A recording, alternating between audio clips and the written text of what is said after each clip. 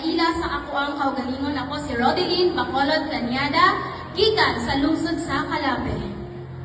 Og dili na nako dugayon, sugdan na nako ang akong hinimong mabalak alang kaninyong tanan. Maayong adlaw sa tanang mga kababaihan.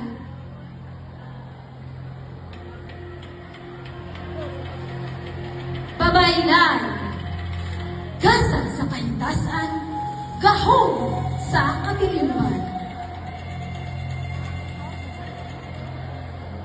Sa karaan nga panahon, sa wala pa ang mga tabing, adunay babay nagbarog, sa yuta nagpabilin. Dili lang sa katahon, dili lang sa bahiyon, apan sa gahong, nagkikan sa kinauyukan sa damo. Sa hilong nga kakahuyan, sa tingog sa busan, imong nakaplagan ang kusog nga dili mamatay. Karon sa modernong kalibutan nga punok sa hagit, ang dugo sa kabaylan ang mabilin sa imong panin.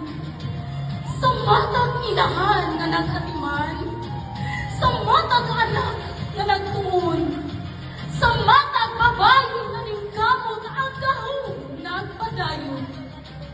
Dili na kinahanglan ritual o karaan nga mga awit, aron mapakita ang kaisog patong sa mapait.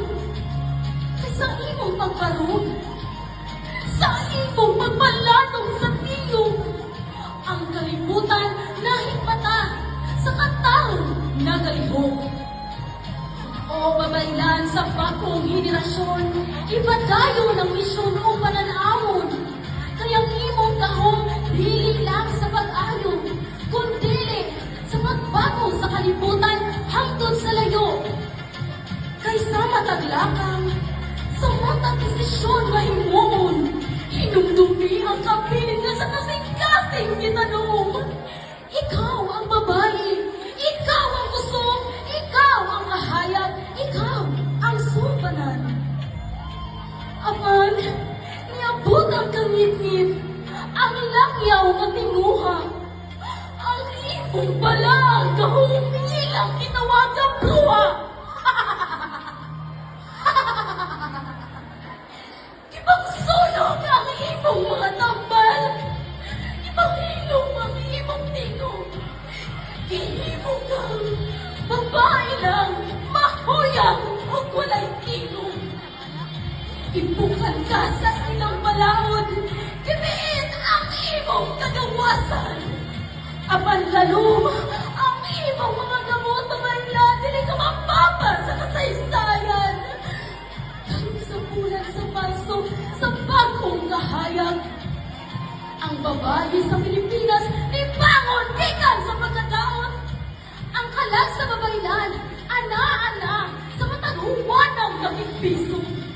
Sa kadagatan, sa umahan, sa pabrika, sa akademya, o sa layong dapit sa bukid. Dili na babae lang, kundi babae ka. Kusgan, mahimaw o talagsaon. Ang imong mga kamot na kaniadto nag-ayo, karon nagkupot na sa timon sa kalambungan. Babaylan sa modernong panahon,